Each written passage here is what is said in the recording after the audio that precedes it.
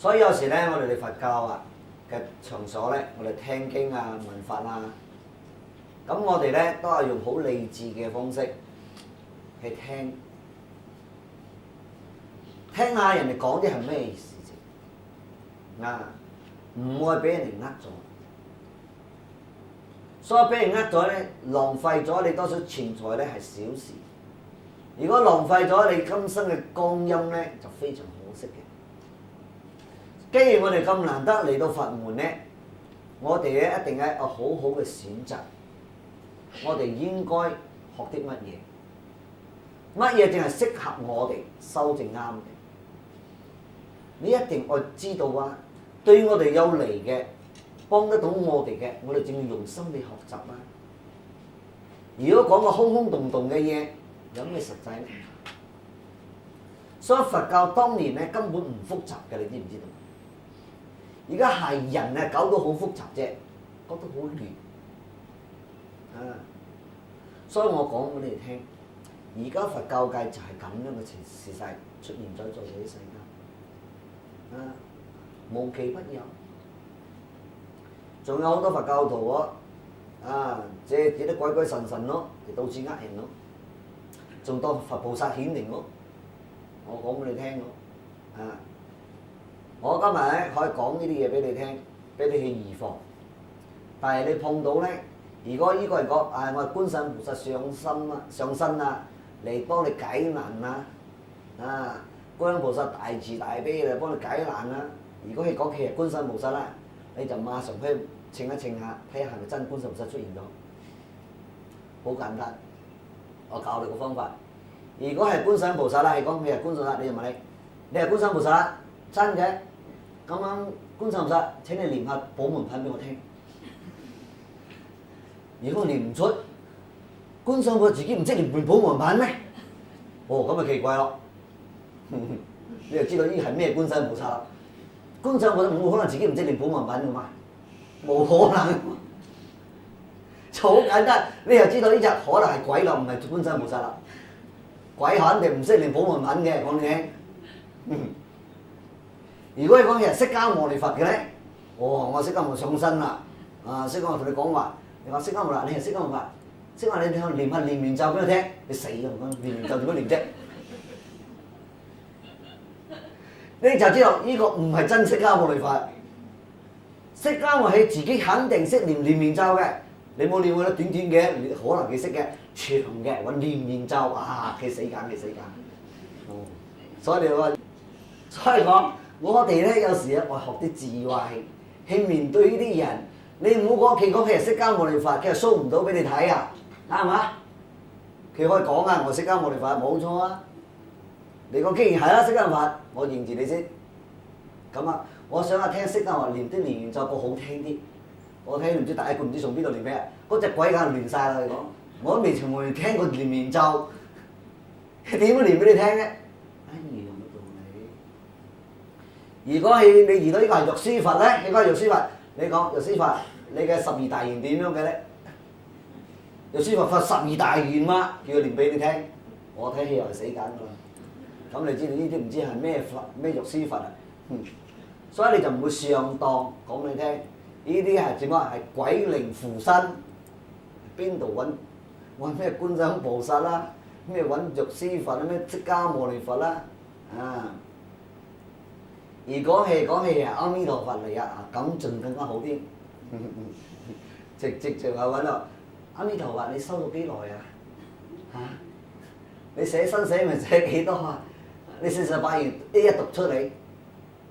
如果一條都讀唔盡咧，你就可以知道呢個唔知係真阿彌陀假阿彌陀佛啦。所以有時我哋咧唔好俾人哋以為講我係菩薩啦、羅漢啦。咩佛咩菩薩呢個，你就用佢嘅嚟講，稱一稱，自己嘅嘢冇可能自己唔知道噶嘛。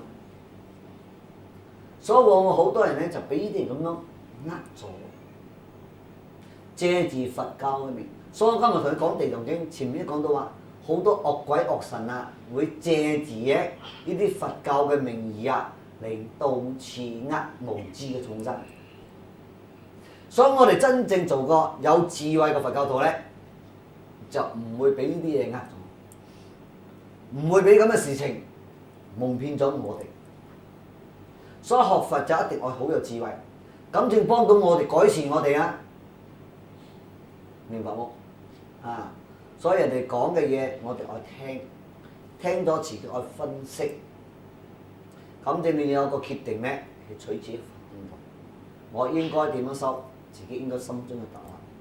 啊！所以我今日咧就講啲事實嘅嘢俾你聽，冇俾人哋呃咗就得。學佛就學佛啦，啊！所以講學佛咧同佛教咧係兩回事咯，要搞清楚咯，啊！學佛咧係學佛嘅理智，佛教咧係佛教嘅理論嘅方針，教我哋點樣嚟在呢個社會生活。佛係點樣教我哋在生活上下點樣嚟過一種。所以講佛教同埋咧學佛係兩回事，唔可以撈埋嚟講。如果撈埋嚟講就肯定出差錯。所以我講將啲事情講俾你聽咧，希望你記起身嚟啊！遇到咁樣嘅事情咧，你就應該點樣去扶持啦。首先咧，先保護自己心，保住自己心先，唔好上當就先。咁你唔好拆穿你嘅面口咧，你就行開啲就冇事。如果你話扶持佛教咧，老輩唔愛俾大個最受害咧，你就問你係邊尊釋迦牟尼佛講出嚟俾我聽啊！啊！你就問你叫我念念咒識唔識念啊？念下俾我聽，我都唔識念，我冇屋企識念。坦白同你講，我都唔識念念咒。啊！所以如果係釋迦牟尼肯定識念噶啦，講俾你聽。所以有時咧，你去讀下學下多少，睇下念下頭嗰3-5句啱唔啱先。你即刻帶住一本經典細本啊，念念咒，馬上翻返嚟，讀俾我聽。如果讀唔出你就玩完啦。講咩嚟？佢呢隻鬼好快啲走出嚟啊！你冇理由呃人啦。事實嘅呢啲世間好多奇奇怪怪嘅，啊！所以你明白念佛滅罪咧係絕對冇錯嘅。啊！所以講義雲嚟講，無間業重啊，何得一人稱一佛名，即得消滅也。所以有人問你講，無間嘅罪業啊咁重啊，邊度有可能得到？一個人念佛稱佛嘅名號咧，就能夠得到消滅嘅罪嘅事情嚟講。所以如真一經啊嚟解釋講，眾生咧三業作惡，臨終啊憶念如來功德者，必離惡道去得生天上。呢個答案就講眾生咧。就係我哋啊，用身口意三業咧做咩？做嗰啲眾惡嘅罪業啊！如果我哋身上身口意做咗一啲嘅惡業咧，在我哋臨命終嘅時刻啊，呢段時間咧憶念如來嘅功德，我哋咧就係念佛嘅功德，你咧就必得到離開咗惡道嘅。你咧就得生上天上。解釋就講，正使啊一個極惡之人咧，以念佛故而得生天。是故啊，知道咧無間罪業咧，無間罪業咧雖然重啊，經劫啊難出，乘住個臨終念佛之力啊，就能夠得七倒啊或不起，佛性顯現。是故咧。能滅所有嘅罪業，所以講咧，我哋要明白呢個道理。點解一個人修行咧，成功失敗咧，就係在最後一年。如果我哋滿身嘅罪業啊，在臨命終，我哋咧念唔起一聲佛號。如果念起一聲佛號，在呢段時間斷氣嚟講啊，你諗下，你最後嗰念頭係乜嘢？唔係念惡我，係念佛我。就因為呢個念佛嘅功德力啊，能夠幫到你咧轉咗，所以你就能夠往生到天上去。所以你知道功德力就在呢度。如果我臨命終最後一刻仲係掛住個罪業，念緊貪嗔痴，你嘅果報肯定咩？肯定生惡道。所以講佛經講是心是佛，就是心作佛，就咁講啊！我哋嘅心咧，而家係想緊嘅、念緊嘅係佛。你講我哋當下呢一念係咪做緊佛？所以你就唔可以講，雖然念一人念一聲佛嘅名號就能夠得到消滅，呢個疑問啦。所以講《觀經》講得好清楚，是心是佛咧，你嘅心時時諗住係佛，你嘅身咧係咪做緊佛？道理就係一樣嘅。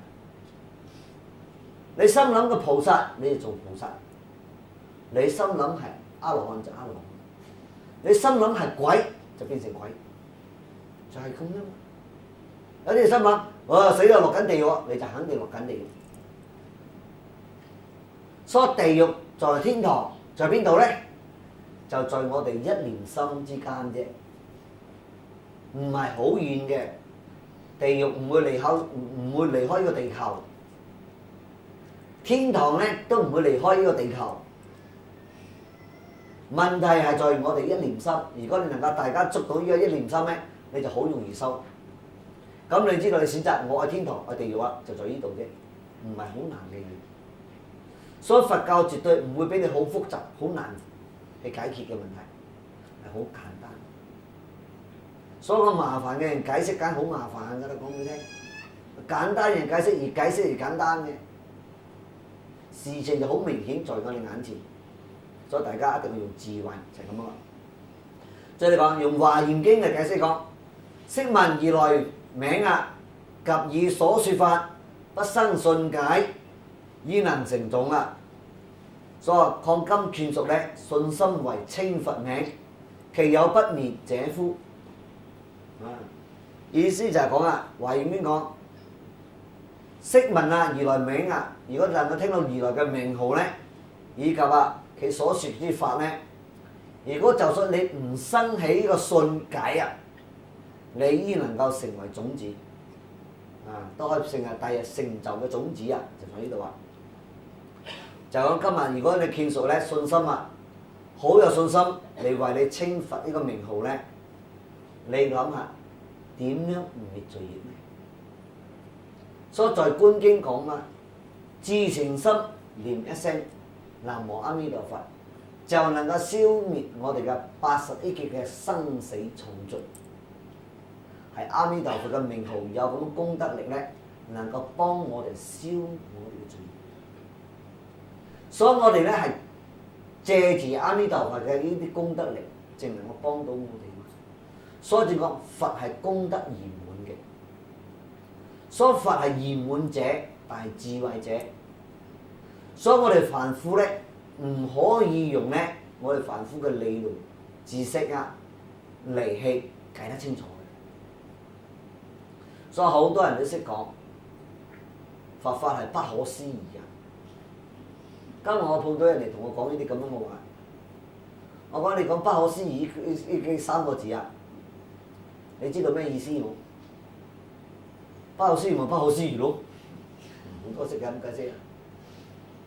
你既然識講不可思議，但係我問你咩意思？你唔好在文字上嗰度轉嚟轉唔出。所以但係你讀到經咧，讀到講呢個不可思議啊，你就知道不可以用我哋嘅思考係能夠明解佛嘅功德有幾大，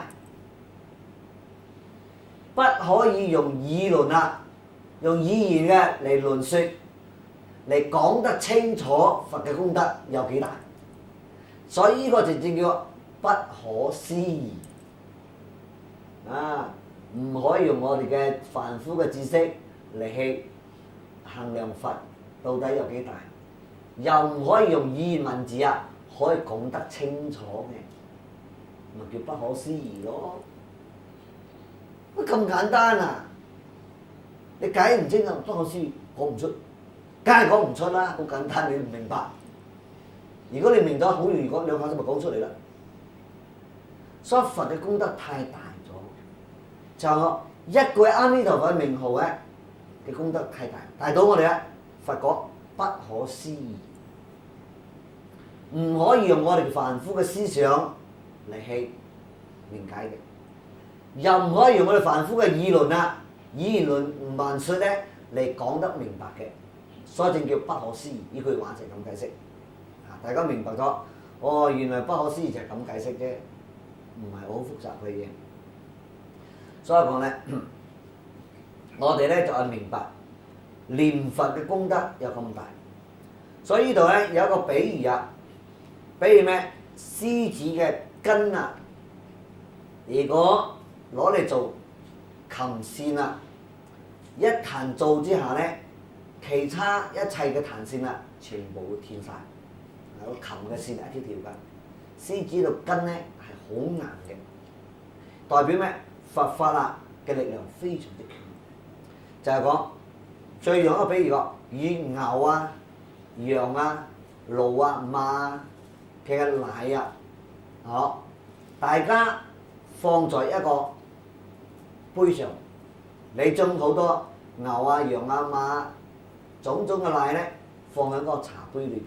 個杯裏邊，如果你再以一滴啊獅子嘅奶啊，如果放咗落去啲其他奶裏邊咧，其他奶馬上化成水。咩意思咧？就係講咧，獅子嘅奶啊太強咗，其他嘅奶咧敵唔過，自己會變化。代表咧佛所講嘅佛法咧係真實嘅。無常嘅，其他一切咧敵唔過佢，唔能夠同佢相比嘅意思就係咁咯。所以講咧，今即行菩提心啊，為其念佛咧，消滅重罪，何事至疑咧？就係我今日已經講到好明白。既然你哋發咗呢個菩提心啊，你為其念佛咧，滅罪啦，你消滅嗰啲重罪咧。何事等至疑咧？就仲使咩等待咧？你唔使再去等待乜嘢啦，唔使再去懷疑啊！所以呢度講得好清楚。又云啊個，何況眾生下咧，正勸人啊，自念為聖，以他人代念咧，滅罪常疑啊！何況自念者哉？呢度講得明白。以眾生之下，自己勤力去念佛，好殊勝啊！如果最為他人代念咧，就係講而家所講助念。你自己念佛都好殊勝咯，明白咗。你最以個念佛係幫你助念啊，幫呢個臨命終者嘅人助念咧，咁呢個臨命終者，你講嘅罪消唔消滅咧？肯定消滅啦。所以你又明白，是故大論啦，24一問你講。臨終時啊，小喜事啊，心云何咧能勝以身力行咧？就講有啲人講啊，有呢個文德，就講問呢一個人喺臨命終嘅時候咧，佢用好少嘅時間嘅心啊，云何咧？咩原因咧？佢能夠勝以終身力行咧？意思話一個將近要死嘅時候。佢只係得到咁少嘅時間嚟念佛，點解能夠勝過一個人終身就用一生嘅生命啊嚟咁樣念佛？邊個大嘅？邊個力量強？就問個問題。答咧就是心雖小啊，以用力啊好猛力；而火啊如毒雖小，就好似講。一個人嘅心啊，雖然好少啫，但係嘅力咧好強喎，就等於講好似火啊，好似毒，雖然好少啊，但係能夠成大事咗。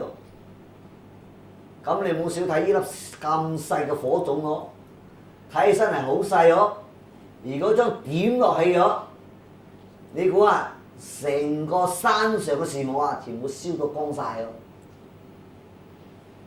如果啊，呢粒火冇睇少咁少喎，你所有財產啊都俾燒咗都得到。乃至啊，你有冇睇呢點火咁少喎？可能佢將你成個身啊化成灰都咁咯，我唔聽咯。所以你冇睇呢粒火咁少啊，但係一發大咗啊就唔係咁少咯。咁你又冇睇個毒咁少喎？如果你唔小心食咗落去啊，會毒死你嘅，你唔知道啊？所以你睇而家好多嗰啲植物啊，好多人以為講，哎呀少少嗰啲植物嘅毒啊，冇咩大不了啊，但係染咗在身啊就會爆發啦。不但爆發啦，會毒死生亡啦，點啊？毒發生亡啦，好多。你睇下報紙，周不時有咁嘅事發生。所以講有時植物嗰啲嘢，你唔好開玩笑，係真係有毒。意思就講，是隨死時啊嘅心咧，決定猛健啊，故性咧百歲行力。意思講，一個人將近愛死嘅時候咧，佢決定嘅心啊就好決定嘅，好猛烈啊，好健壯，係好健壯嘅。是故咧，佢勝過咧百歲。你用100年嘅時間嘅歲月啊，你力行啊，所以是後心名叫大心，以捨身咧及諸根嘅時急啊，是故咧念佛時咧最佳成福啊，就係講一個人咧將近去捨身咯，去死啦，佢知道佢自己唔得咗啦。如果有人在呢個旁邊咧影到佢講你真係唔得咗啦。佢知道冇辦法去揾救啦，所以就以念佛嘅力啊，好強，好強咁嘅念啊！佢在念佛嘅時候啊，佢罪會變成咩福，原理而出嚟咯。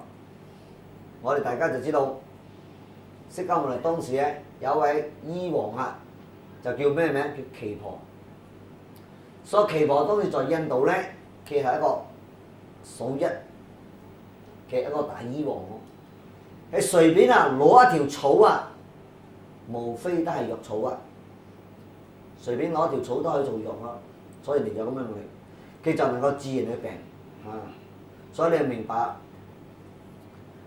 當年釋迦牟尼弟子有一個叫磨難啊，磨難咧磨難，佢所執啊，隨便攞一粒沙石啊，就可以變成寶啊。所以你就明白，固然咧自稱自念咩，獲福滅罪，又勝義咧前輩輩啊！所以我勝過前邊唔知幾多倍。所以你點知道上稱佛名號品啊？就講呢個第9品咧裏邊咧，專講念佛功德，對我哋咧依個末法時嘅眾生咧就係最實際。所以你哋大家聽咗呢2段啊嘅地藏經經文，一定要記住，記住啊！念佛能夠滅罪，係冇錯。佛講嘅話咧，好直接，一啲都唔會講唔實際嘅話俾我聽啊！所以講能夠滅罪，自稱自念啊，獲福無量，滅罪啊無量。所以你就明白咯啊！所以講幫人哋修都可以得到咁大利益，幫自己修更加得到利益。所以點解我愛成立呢個臨終助念咧？原因咧就係睇到地藏經，能夠用念佛嘅方法幫一個將近臨終嘅人得到最真實嘅利益。啊！希望大家去用心去體會念佛功德，又係好事情。今日咧，再喺度咧，再附帶咧講一件事情俾大家聽。大家聽地藏經咧都好有興趣，集中精神咧就係想揾一個答案。就係咩原因？好多可能好關心個超度2個字，超度。我點樣至叫超度咧？呢啲咁嘅問題，但係在我哋嘅好多人咧，即係產生一種疑惑，解唔清楚。個個人都好想超度，但係我點樣至叫真嘅超度到咧？到底有冇超度到咧？有啲係超度10幾20次都未超度一次，我今日咧就俾你最確定嘅答案，簡單直接。所以好多人知道我專研究啲死人嘅嘢，所以我咧就會講清楚俾你聽。我講真心俾你聽，超度咧，如果你想超度你自己嘅亡者，或者你嘅家屬，或者你過去世咗嘅親人，如果你想超度咧，你先超度你自己先。如果你自己唔超度到咧，你就唔使指望超度佢。呢個係真事嚟嘅。你哋幫人哋助念咧都係一樣。你想助念到一個亡者往生嘅六極世界咧，佢去應該去嘅地方咧，你先超度家屬先。你先有助念家屬先。你唔好誤會啊！唔好講師傅講先有助念家屬，叫家屬瞓住你，俾你助念先咯。唔使念到死先正解決到亡者咯。我唔係咁嘅意思喎。我所講咧係心靈上嘅問題。意思講一個人唔係代表個亡者唔走，係我哋首先咧唔捨得佢走先。如果將我哋嘅呢個心裏邊嘅嘢可以打開咗，我明白事實嘅真相。咩叫事實真相咧？每一個人生咧，在呢個世間咧係已經設計好咗嘅。你食幾多歲就幾多歲，選擇點樣死法就點樣死法，你已經設計好咗嘅。唔係邊個同你設計嘅，你自己已經設計好咗嘅。如果今日你話俾以車禍死就車禍死，我癌症死癌症死，我俾人殺死就殺死，我點死就點死，無論點死啫仲係死，你就已經設計好咗嘅。我就拿一個比喻好簡單，人生嘅壽命咧，就比如講係呢塊光碟呢個 VCD 咁你知道呢塊 VCD 咧，佢總數係幾多？60分鐘就60分鐘。比如講一個人咧，佢係食到60歲就60歲，你唔可以講我特登去掹多10歲出嚟嘅。意思講呢塊 VCD 嘅結果咧，佢本嚟咧係60分鐘大結局咗嘅，你冇可能死都唔認加多10分鐘啦，再睇埋落去啦，有冇可能？冇可能所以事實就真係一個人嘅壽命係咁多就係咁多。咁係呢塊結束咗啦，如果呢個人生過程結束咗，咁佢係咪繼續有新一個下一個里程咧？咁你想睇埋下集咧，就點樣？第二片咯，繼續睇啦。如果唔係，你死執着又重複睇翻呢片，睇嚟睇仲係呢片未結束㗎。我等於個人生壽命就等於一塊光碟，佢係咁多分就係咁多分。你想多1分都冇可能。意思話人愛死咗，你想加多1歲，乃至加多1分鐘都冇可能，死就係死。你唔可以死錯掉等待，仲有冇繼續？仲有冇得繼續？冇就係冇啊！所以你家屬咧一定記住，我哋嘅親人過身啦，佢食到幾多歲就幾多歲啦。你唔理得係點樣死法，總之人結束咗就咁樣。咁結束咗，佢好清楚，在亡者裏邊咧，佢個個嘅角度咧係好清晰嘅。佢知道我下一個里程下一站我係應該喺邊度佢已經知道咗。問題咧出喺邊度？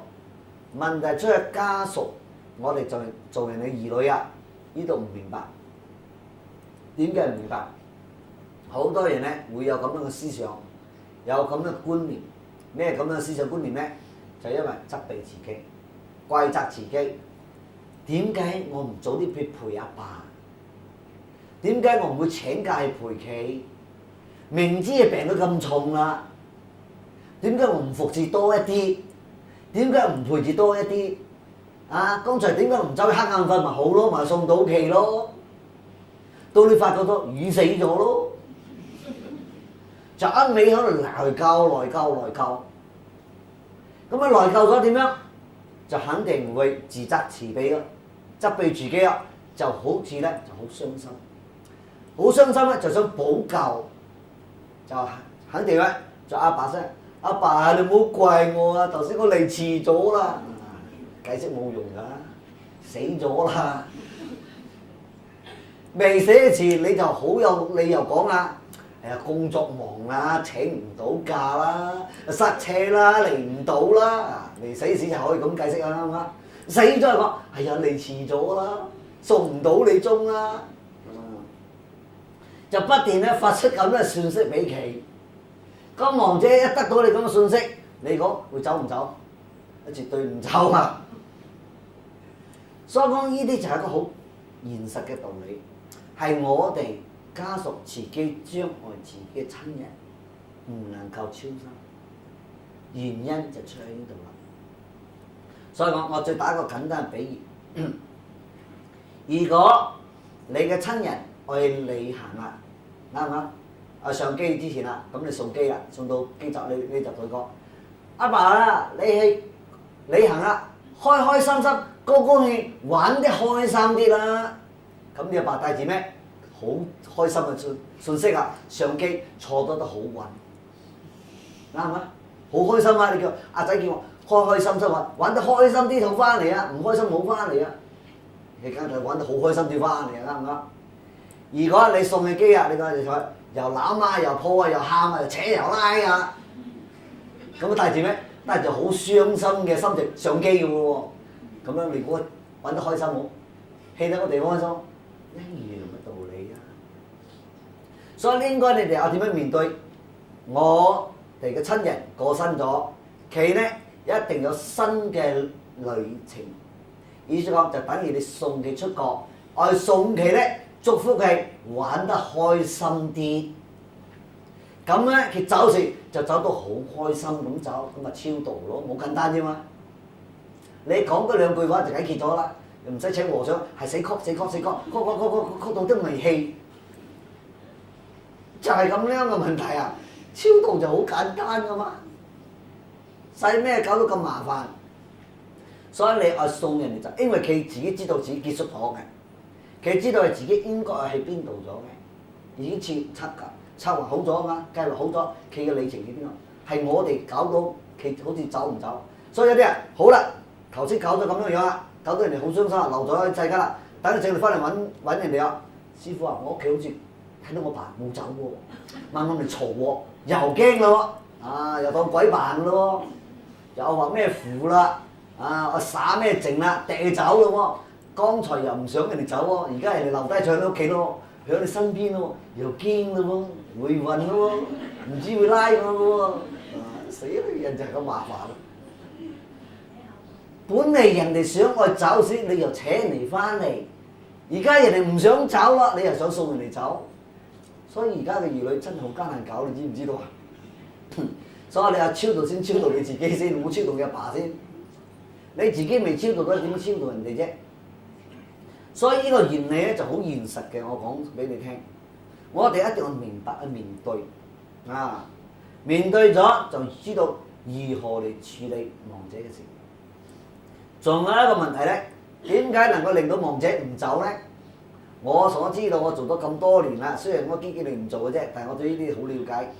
好多人阿爸阿媽死啊，就咩去翻摷個衣櫃啊、翻山啊、翻腳啊、床下底全部都摷晒出嚟啊！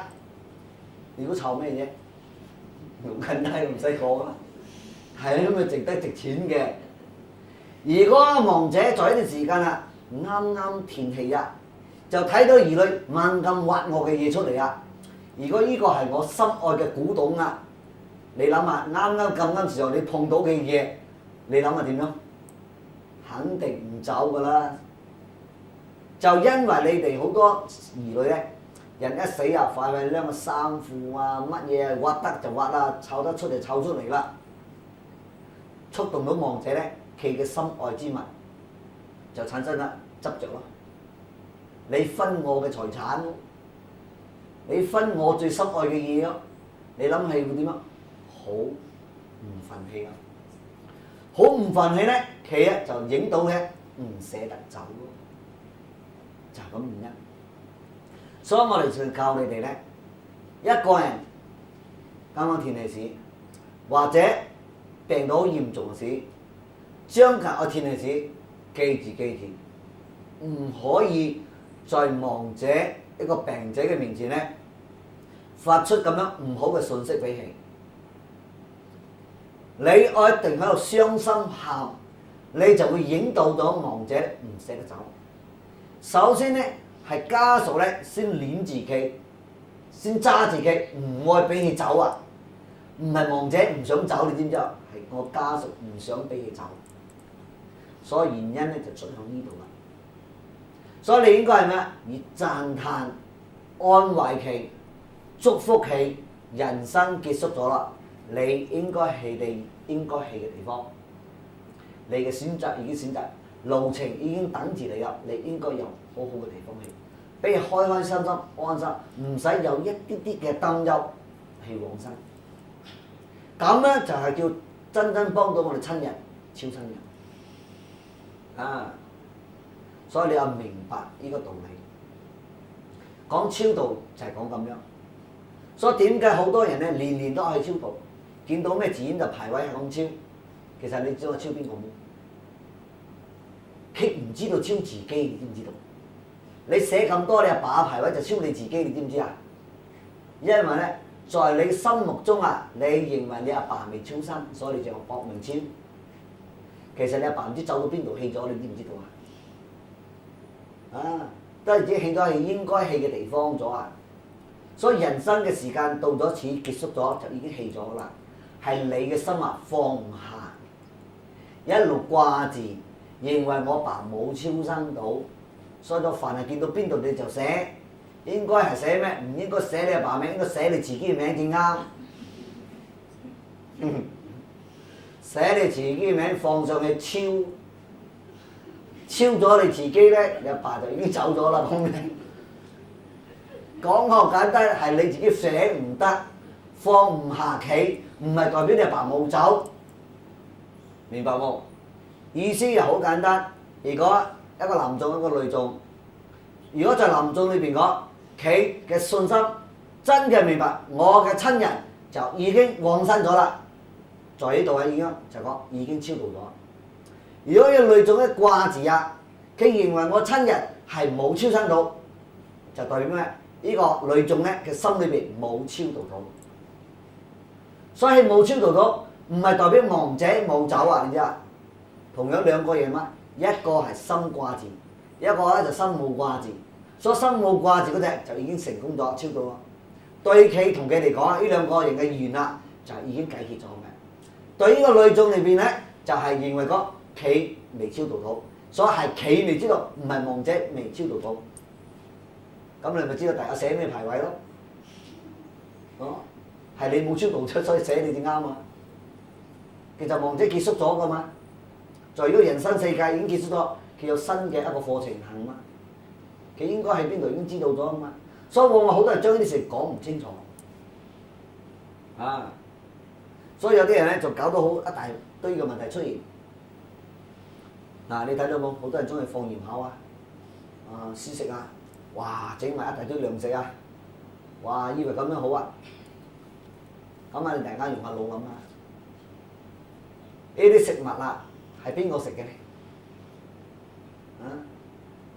好簡單，我哋人體係有物質嘅，人體屬於物質，啱唔啱？食物係咪物質？咁啊，物質係邊個食？係俾人食嘅。咁啊，亡者咧，呢啲鬼魂咧，佢係冇物質，啱唔啱？佢係冇物質嘅體。冇物質嘅，點樣你食到有物質嘅嘢咧？你諗下，咁啊做你咪好唔合咯？冇物質嘅體啊，點樣能夠食到有物質嘅嘢咧？咁樣佛教點解擺咁多食物喺面前咧？作用係乜嘢意思？大家明白，一定唔可以俾你誤導咗。我今日講真相俾你聽，呢啲食物咧，根本唔係俾鬼食嘅。點解？鬼係冇物質，肯定食唔到我哋有物質嘅嘢。係借住呢啲物質嘅因緣啊，引導呢啲鬼咧嚟到現場，聽呢位法師咧同佢開解、懺悔明白道理咧，佢咧就超生去應該去嘅地方。咁呢啲放無生思性咧係真有意思㗎。唔好講哇請鬼食飯咯，鬼真係食到你嘅飯咯，好咯。因為鬼係冇物質嘅體嘛，人係有物質嘅體嘛，所以有物質對有物質正符合因果道理嘛。冇物質點樣食到有物質嘅嘢咧？所以呢個道理我哋一定要好清楚，好明白，係一個方便法，引導亡靈咧嚟到呢度聽開示、念佛、懺悔、超度，咁樣亡者正能夠超生啦。咁做落去呢個意思就好啦，真幫到人哋啦。如果我哋唔明白，年年係咁樣做到咩出嚟，自己都唔清楚。所以你咪講你佛教迷信咯，原因咪出喺呢度咯。所以念佛能夠幫人哋超生係冇錯嘅。所以如果你想送你嘅親人往生極樂世界咧，我教你一個方法啦，你一定記住咗，你嘅心一定要認住啊！我嘅爸係肯定去極樂世界。你發出咁樣嘅信息俾佢咧就接到你咁嘅信息咧。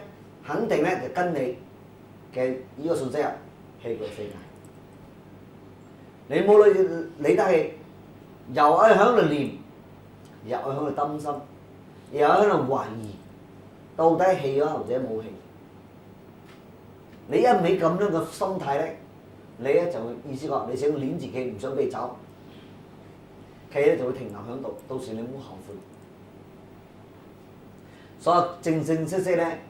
我幫到我哋親人咧往生就係在我哋家屬嘅問題，佛友咧係其次嘅問題，佢咧係嚟協助你，所以點解我哋助念咧一定要同亡者開示，我講得好清楚俾你聽，點解一定要同亡者懺悔，同佢皈依三寶，教佢發願，然後我指引一條好明確嘅路程俾行，所以呢度咧就係我俾佢一個最正確嘅信息，所講佢明白咗，佢得到咗，佢接住嗰個信息，佢就去往生極樂世界啦。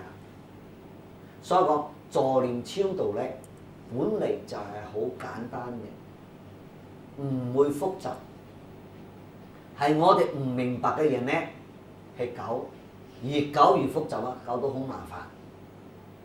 點解咁講咧？因為我哋人嘅空間唔知道佢空間啊。點解？因為大家都未死過，唔知道佢死係點樣嘛。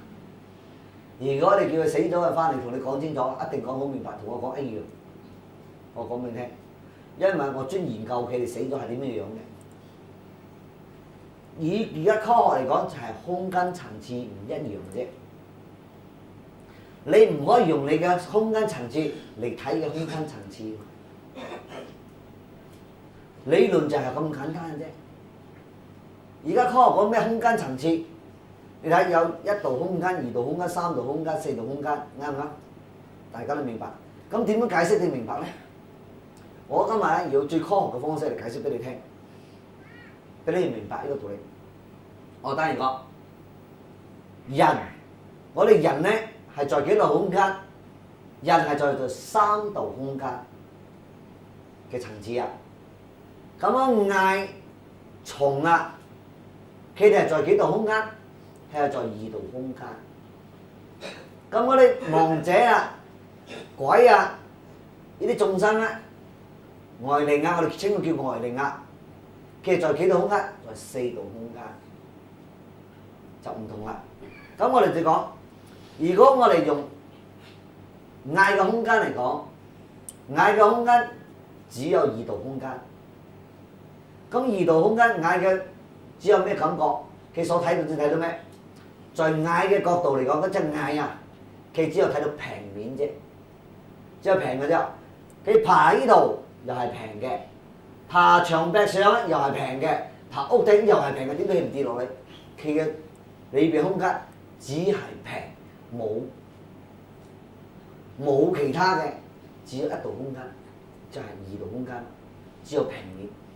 我哋人咧就響三度空間，就唔係平咯。嗱，而家你行呢度直平就得咯，有時行到一平你就會跌落去咯。而家叫做直上睇到冇？你冇可能。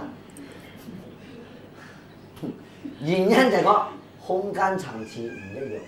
OK， 即係解釋講，你睇隻蟻，如果你在三度空間啦，睇個二度空間嘅時候嚟講，在我哋人嘅三度空間嚟睇隻蟻。OK， 蟻從 A 點啊開始啊，爬到 B 點啊，咁樣蟻啊開始啊，第一個移爬，移到一粒石頭，起當咩？移到高山，爬過咗咯。好，過咗高山，最第二個再爬，移到一堆火咯喎，又轉個火要燒死，要轉一個大圈，就過咗啦，過咗火啦。咁啊蟻再爬，第三個移到一個水。水啊！呢條河，哇！要到個大河，我點過咧？係想盡辦法，一樣過咗。嗰爬到第四個，呢粒糖果啊，呢粒糖啊，喺度。咁成個過程，在你嘅人嘅角度空間嚟睇，係咪睇到過程咧？好清楚。如果你有能力同呢個蟻溝通㗎，同個蟻講話嘅講，你同個蟻講，蟻啊，你從第一個移咧爬移到嗰隻高山，係咪？咁係咯。你講，你爬到第二個移到火，哇，好準喎，好準！你講同個蟻就講，第三個你移到條河，哎呦咁準嘅，哇你計到嘅。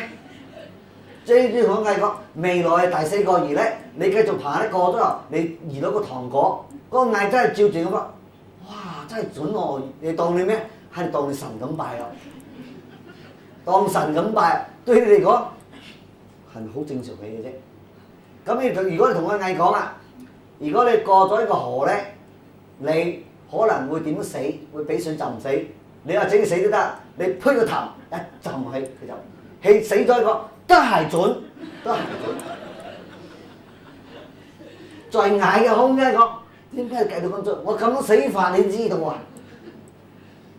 啱唔啱？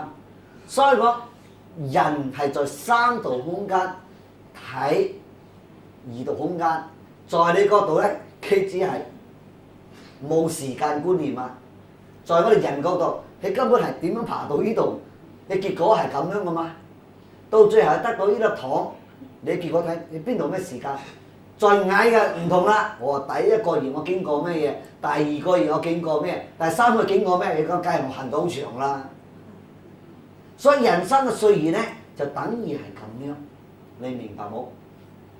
咁你明白咗呢個空間嘅層次咧，你咧就唔會迷信啦，你就好精啦。如果我哋在人哋嗰度啊，如果天上有個神啊，或者有個外靈同佢講啊，你冇乜人啊，你曾經發生過咩事？哇，真係好準啊！跳動就係咁講，好準喎，信命咧咁啊，好準啊！佢可能有啲嘢同你講啊，你唔知道啊，你講完好準啊。跟住話你曾經發生過咩事？中過馬標，好準喎，哇，真係好準。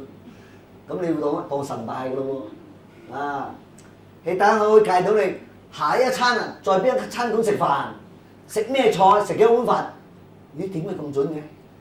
哇！你點啊？佢講你愛咩就俾咩㗎啦，你當神咁拜啦，哇！又跪又拜，又跪又拜，哇！我遇到神仙咯，我遇到神仙咯。其實講咩？係佢嘅空間睇到我哋好清好楚啊嘛。其實講係冇咩神奇嘅嘢，講破咗就係我哋嘅大家嘅空間層次唔一樣，所以我哋會俾空間層次呃咗我哋，因為我哋人只係睇到我哋嘅咁樣啫嘛。在我認嗰度嗱，從我哋阿媽出世到我今日食到咁多歲，我碰過咩嘢？在你係咪有時間觀念都清楚啊？在你心中梗係易過嘅事啫。如果在嗰個其他外嚟過嚟睇咧，梗係啦，你點樣行法？好似頭先我睇嗰隻蟻咁爬，冇咩特別嘅啫嘛。所以講咧，如果向天上嘅人啊睇我哋咧，仲更加唔同啦。所以我哋應該點樣信法咧？信最高個空間嘅層次，以佛嘅空間做標準。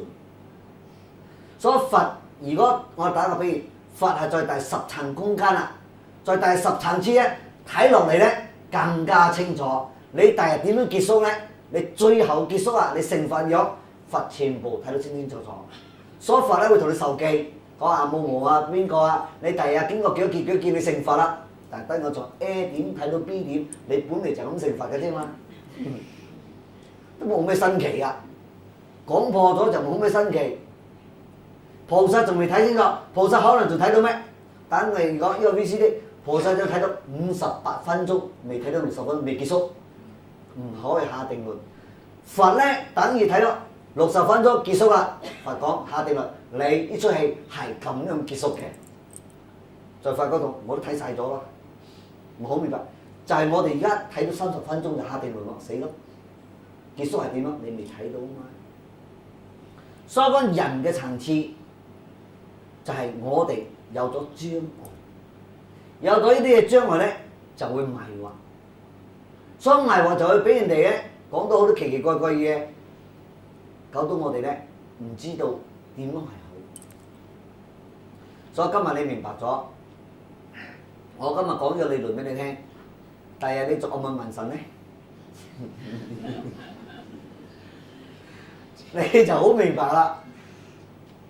我唔可以講咧問神嗰啲嘢唔準，唔可以批評講佢一啲能力都冇。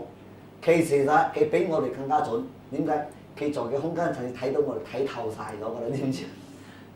第日我會唔發生咩，你都知道咗㗎。所以講你對佢冇咩新奇啊！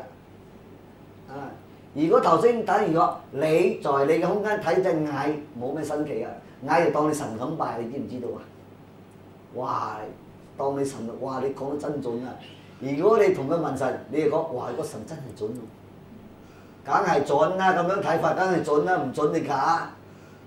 如果我有咁嘅能力，我都可以將佢睇晒。在我哋角度嚟講，係咪冇咩奇怪？係你俾我呃咗啫嘛。所以你就當我神咁拜咯。所以好多阿婆啊，或者阿姨啊，就係咁樣咯，係咁咯。哇！當神咯，又貴又拜，愛乜就俾乜嘢咯。其實在我心裏邊啦，真傻仔咁樣，真傻仔俾你咁樣呃咗就唔知道。所以佛講啊，可憐眾生就係咁樣。佛所以講呢句話，眾生愚痴嘅，一啲都冇錯。所以講我哋點樣超越？所以點樣超越咧？超越呢個輪迴啊！所以講好多人想我超越輪迴，但係中輪迴兩個字咧搞唔清楚。超越三界，呢三界係點解釋？往往好多人咧用呢個一般常嘅理論嚟解釋，欲界、色界、無色界，我超越呢三界。講嚟講去咧講唔清楚，我點樣超得出？講到死啊都超唔出啦！講俾你聽。今日我所講呢個理論咧，就俾你好簡單、好直接。人點解超唔出呢三界唔得自由咧？第一，物質界就係因為物質嘅境界啊，我哋冇辦法超越，所以講我哋咧就俾物質控制住我哋，就等於我哋個肉體，我哋嘅肉體就係個物質嚟嘅。如果我哋唔能夠超越個物質，物質就控制住我哋啦。明白？物質界第一，第二界咧係咩？空界，空界就係空間啦。如果我哋出唔到呢個空間，不斷在呢個空間裏邊生存，你就在空間界裏邊超唔出。第三種咧係咩界？係時間界。時間，所以往往我哋嘅思想觀念咧就俾時間約束咗，所以我哋冇辦法超出呢個三界，所以你咧就長期咧會生活在咩輪迴當中，解決唔到問題。如果第一物質嘅嘢可以解決咗啦，你唔會俾物質控制住，意思講你對任何一切物質啦都唔會執着，唔會掛礙。你知道物質咧，我嘅身體何況都會毀滅，啱唔啱？我身體何況毀滅，何況其他嘅身體會點樣？一樣得唔得？啊！咁我睇過曾經一個歷史咧，外國有一個咧好有能力嘅一個國王，當時啊，唔知第一世界大戰嘅時候，有一個好有能力嘅呢個戰鬥者啊，你知佢死咗嘅時候點樣冇？好啊，佢霸佔到好多財產啊，乜嘢都有啊，田地啊，所有人哋國家都被霸佔咗。哦，咁佢死就死啊，佢啲人啊點樣整啊？將佢棺材啊挖4個窿，將個棺材挖4個窿，就將佢2隻手伸出嚟就棺材咁樣。你知咩意思？意思係有咁大能力啊，將世界霸佔咗1半以上啊！到最後係2個手伸出嚟，空空嘅，一樣帶唔起。黐我！但係你阿爸死咗，你就棺材挖2個窿，就我哋2個手伸出嚟，就同佢講：阿爸，你冇一樣我得係啊！呢啲智慧嚟㗎，你知唔知？意思我呢個物質嘅嘢咧，你點樣去擁有？點樣去保護？到最後你棺材一伸出嗰2個手咧，係帶唔起嘅。冇一樣你攞得起，所以你就唔好俾物質咧控制咗你。所以我哋俾物質控制咗我哋一世人，所以超出唔到，超出唔到呢個境界咧，我哋就會痛苦。明白冇？我哋個物質係可以用，又可以幫我哋，又可以害我哋。所以如果你以理智嘅方式，用你嘅智慧嘅角度嚟睇個物質咧，你面對嘅物質咧，你咧就好清楚，所以你就唔會俾物質咧綁住你啦，所以你就跳得出。所以第二個方法對空間嚟講，空間就係個假象，就等於講頭先我哋剛才睇嗰隻蟻從 A 點爬到 B 點啊，呢個空間咧對我哋係假嘅。你明白咗，你人生在空間爬都係假嘅。咁空間係假㗎，時間更加唔使講啦。在頭先嗌過有1個月爬到見到乜嘢，第2個月見到咩，第3個月見到乜嘢。在我哋人生歲月，如果在時間當中咧一樣，我曾經發生咩事，就因為有時間一路記憶咯。所以佛正在金剛經講，我哋點樣超出解脫咧？只有講冇咗4相，最後嗰相冇咗受者相。